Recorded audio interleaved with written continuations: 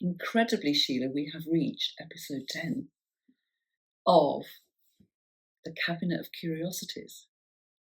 Amazing. That is amazing. It is amazing. That is incredible. There's lots of drawers still to go. But I wonder what we're going to find today. On you go. On we go. Okay, so number 10 it is. And I think I was over here last time. Well, because I love this design, I'm going to move you because you are beautiful. That's the coda. I'm going to go here. So a little bit higher than normal. Oh, some golden oldies here. Right. Oh my gosh. There's quite a few golden oldies in the well, whole, I'm a golden oldie these days. in the great scheme of things. It's okay, not as old as I am. Oh, oh my gosh. Well, you will recognise some, but some you will not. Well, you might. Oh no, I think I know most of these. Oh, actually, this one. I know most of these. Shoowa, we've already done that. The Shoowa. I love those colours in the Shoowa. These are amazing yarns. It somehow got itself into this drawer. I know why. Because. So was this the Harris tweed? Was this This was Scottish tweed? This was when I was working very originally with Sheila stuff. Okay. So this was I designed all the colours and all their early patterns, and obviously natural dyes. Mm. So it's really nice to. Yes. So that's why that's ended up in here, because it's got all the madder colours. It's a never to be repeated sample. Yeah. Do you know, I was obsessed with the madder colours when I was young. I really was. And actually, I love this pattern. This is the Ikat. Yes. And I don't think I've ever knitted the Ikat. No, and I know that you had some. I have a jacket pattern for this. And then I reworked it in other fibres for Collinette yarns. Mm. So it's bands of 2 colour. Yeah. But I knitted it in lots of different ways, and actually worked with an amazing silk hand painter. And some of the jackets were in an exhibition at the Royal Academy in Edinburgh, because the outside, they were all natural dyes, but it was knitted to look like Ikat fabric. And then she lined them on the inside with a story. So we had one that was an exotic garden.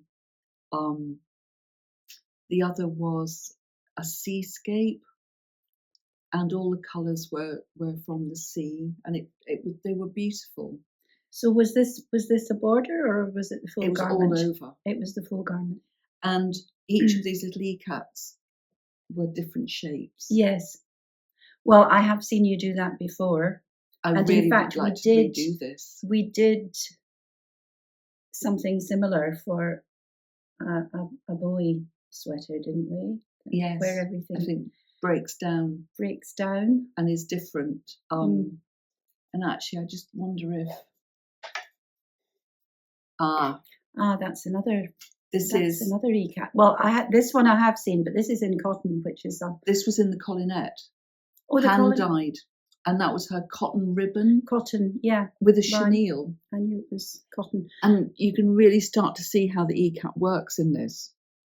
The abstraction of the dye makes it look like the fabric. Yes, the shading. So I absolutely love that pattern. I wonder if we can Gosh, I've still got all those patterns. There was a really cool kind of slouchy top, and then a long tunic, and then this gorgeous little jacket.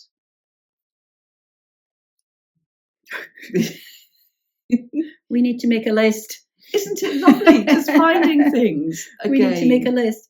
And yeah, I mean, I do sometimes say some of these things I've never seen before. Some of them I have seen very quickly in passing when I've been looking for something else. But we haven't really sat down and talked about them so much. No. And gosh, and you can just feel this was the Gotland yarn that I had made, and look at the colour in that natural. Yes, I mean, it's really special. And then there's a grey below. But you were in stripes. You were in bands of colour. Bands of very subtle change subtle of bands natural colours with the madder dye on top. Mm-hmm. Just absolutely beautiful. And it's here again. This is it's the key pattern, isn't it? See, this is where I differ to you. This is Grecian key. This is where I so differ to you. Tell me. So there's, and I did a multicoloured cotton pattern in this. Look at that reverse. Yeah. Well, this is DG knit weave. It's woven. It's woven. Yeah. I have done one piece of your woven. Yeah. I mean, that's that's stranding. Yes. Yes. Which would be my natural. That's your natural. That's my natural way of doing it.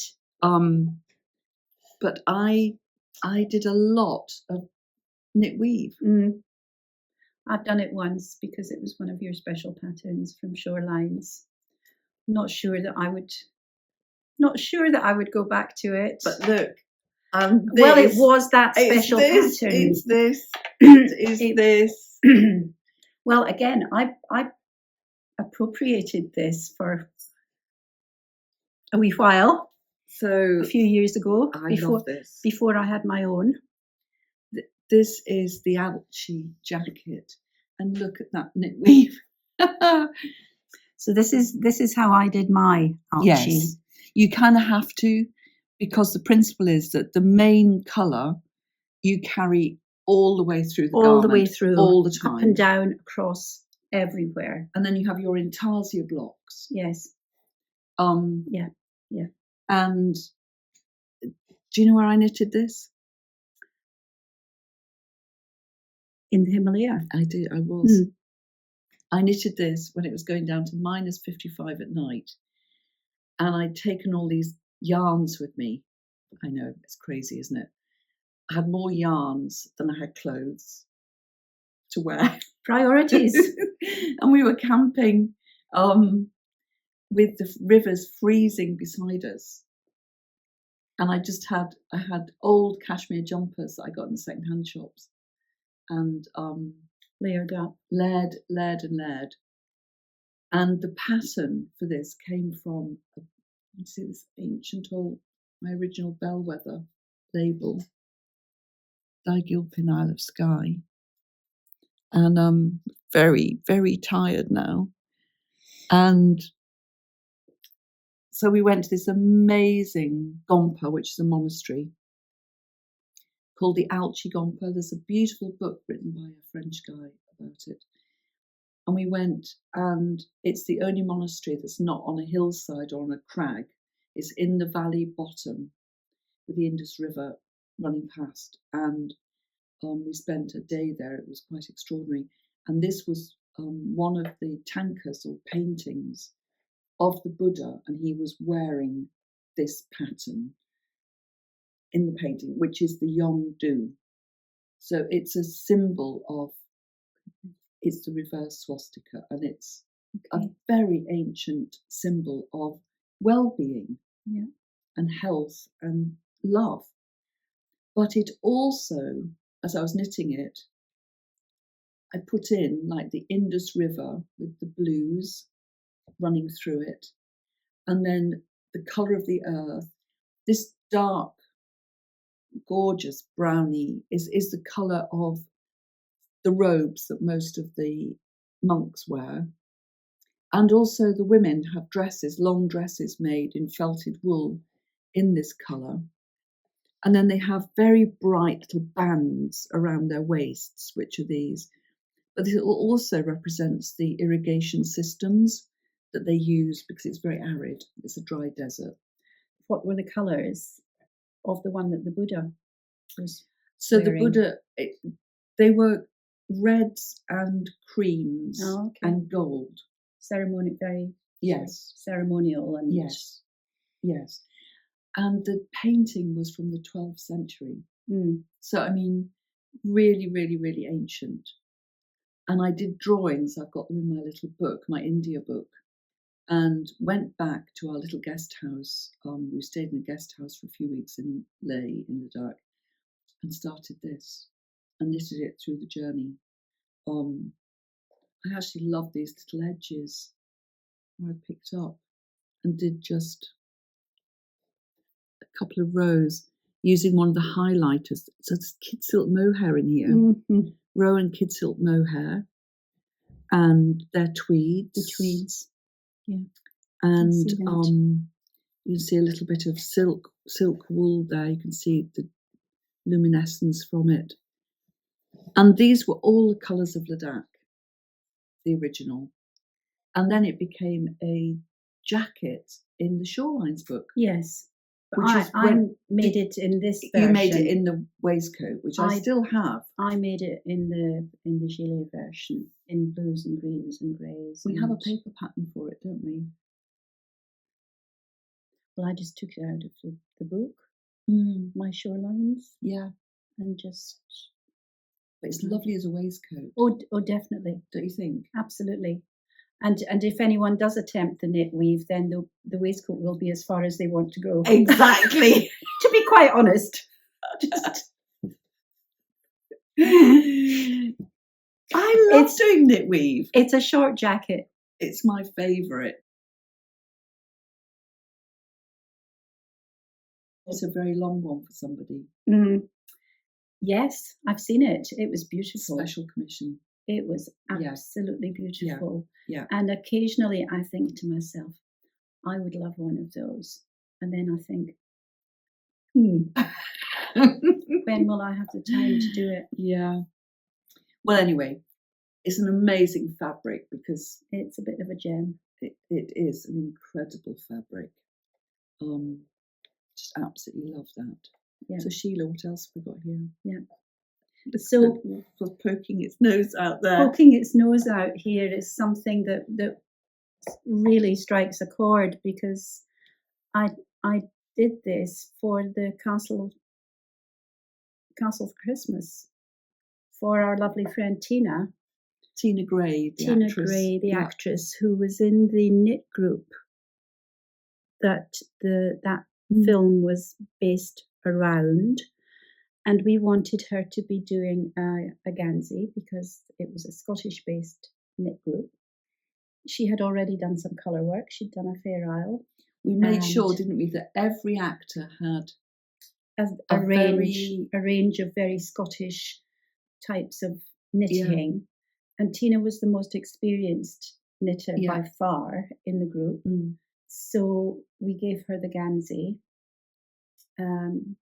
On long double pointed needles, and this is the crab claws. So the cables are crab claws. If you turn them the other way up, they're stag's horns. Yes. But if you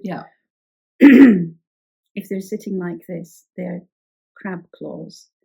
They've got little 2-stitch Scottish cables going up either side, and then the centre is a Cornish lattice pattern. We were talking about this just the other week, weren't we? So I was just re-knitting a sample of this last week, because I so love the movement. It's very simple. It's just little bits of garter stitch interspersed with stocking stitch, but it's a form of basket weave. Yes, yeah. In fact, and it just has a movement all of its own, but it's very light. Yeah, that's what I really like about it. So we said to Tina, this is your crab claws and lattice Gansey, Tina. And it was in our Sorsha. It was cashmere. It was, which had added its own magic to the project, which was spun at Uist yarns for us, especially, and was absolutely beautiful bounds. This pattern is part of the Cornish weaves section in our Gansey source book. They're all beautiful. Tell you what I think makes this so light is that there are 4 rows of stocking stitch between. It's sort of, that's how they break up the basket, the traditional basket stitch. And putting the 4 rows of stocking stitch in is what lets the fabric sort of, it gives it time and space to breathe. That's what it is. It's those 4 rows of stocking stitch that I think make all the difference. It just works beautifully in this yarn. Yeah, really did. Yeah. And it was slightly hilarious, wasn't it? Because we acted as continuity on the movie, and Tina, am I right, had been filmed at the beginning. The very first scene they filmed, she had, for whatever reason, taken her specs off. Well, you and I have taken our specs off. Yes, she'd taken her glasses off. But so then that meant that she could never have them on for the whole of the rest of the filming. And so she couldn't see quite where she was. She couldn't quite work out where she was. And on one of the monitors, I saw that she was taking her knitting back. And I said, no, don't take it back. It's exactly where it should be, because we had to present the knitting to them at very precise stages, didn't we? And then they'd shoot from different angles, so it always had to go back to where they were. So so someone went scurrying in to Tina, because it was just after lockdown and we weren't allowed on the set except very occasionally. Briefly, yeah. And I said, please don't take it back. You're in absolutely the right place. Yeah. So funny. It was very panic. So actually, I would be really interested to know, any of you who watched A Castle for Christmas, how many types of Scottish knitting can you see in the programme? And whoever gets it right, there will be a wee surprise. Ooh, that's a good idea. That's a nice idea. Yeah. That's a clever idea. Because we thought long and hard about every single little project. And this was a cracker. It was. So, comments, please. That would be lovely. It was. Yeah. We were talking about this just last week. Yeah. Lovely to see it again in the source shop. That is a really nice surprise. I wasn't expecting that. Lovely to see it. And actually, there is a little something there that I had completely forgotten, but I absolutely love. And so Sheila, what were we thinking about for that one? I do remember you doing it. This fabric is the drop stitch crossover. Fantastic, yes. For want of a better description, absolutely. But that's what it is. It's where you it's a wrapped stitch cross, but crossed. Mm-hmm. And this was in the Meadowsweet, Lalland. Yeah. Isn't it great? What were we? I have no idea. What were you thinking about? And look, I put it in. I put it at the top here with a reverse stitch row, pearl row, so it's framing it here. Yes, I see that. I was experimenting. We do use that drop stitch, the wrapped stitch, quite often. We do. Isn't that lovely? So that would be so nice. Very light again, very light. And I've forgotten all about that. You'd gone up to a 4, maybe. I detracted onto something else. Yeah, I think it's on a 4. It's light. But if you're wrapping, you don't want to do 2, 4, 6. So there's 8 stocking stitch rows, and then the wrap, and you're doing it over 4 stitches. It's 4 stitches. It's crossed. 4 stitches crossed. Yeah. So it's as if you're cabling. It's like a cable. It is a cable, in fact, but because you're wrapping and then letting one of the loops drop. I had completely forgotten I'd done that. And I remember being excited at the time, and I'm excited now. As I've said before, we need to make a wee list. We need a list. Mm-hmm. That is an absolute on the list. Don't you think? Very nice. And the Meadowsweet is a marl. It gives it a really nice... Yes. I'm just thinking if it... It's so nice. If it went up and then... And actually could have and then came over. You know we don't like ribs. Well... I think I'm allergic in my later life as I am now. I think I'm allergic to ribs. But because it's got that slight puff, it would be nice to have a tighter here at the wrist, so you can actually see the fabric coming out with all those lovely wrinkles. It's great, isn't it? Mm. I feel very excited about that. Yeah, definitely worth revisiting, and really good in the Lalland for that weight, isn't it? Nice and light. Yeah. I know. So much. You never know what you're going to find. So much to do and so little time. Yes. Yeah. Well, anyway, that was a great draw. Yeah. And if anyone does happen to be rewatching A Castle for Christmas, good luck with the knit spotting. Knit spotting, absolutely, quite a thing.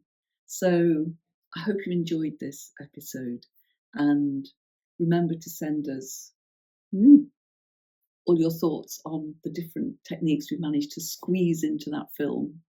And see you soon.